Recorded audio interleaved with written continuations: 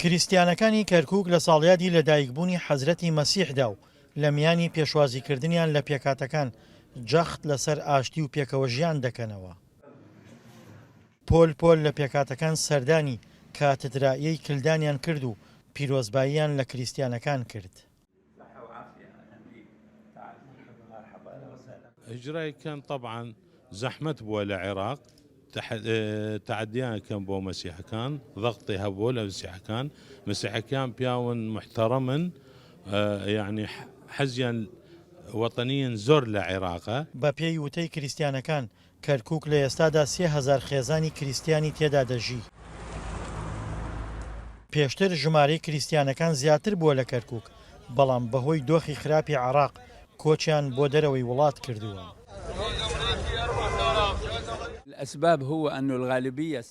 هۆکاری کۆچکردنی کریستیانەکان ئەوەیە زۆربەیان کاروباری خۆیان ڕێک ناخەن، دابەشبوونی خەڵک و شەڕ و هاتنی داعش و هەژاری، گەندەڵی کە ترسناکترە لە داعش هۆکاری کۆچی کریستیانەکانە. کەمایەتی ئاینیەکانی کەرکووک داوای یەک هەڵوێستی نێوخۆیی دەکەن تا پێکەوە بەرەنگاری فشارەکانی سەریان ببنەوە.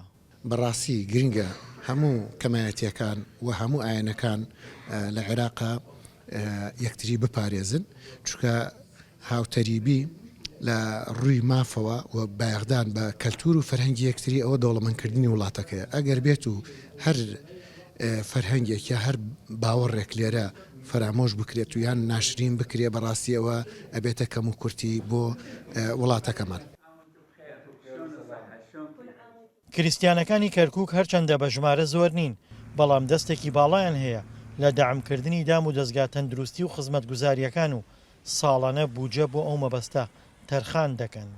دڵشاد ئەنوەر، دەنگی ئەمریکا، کەرکووک.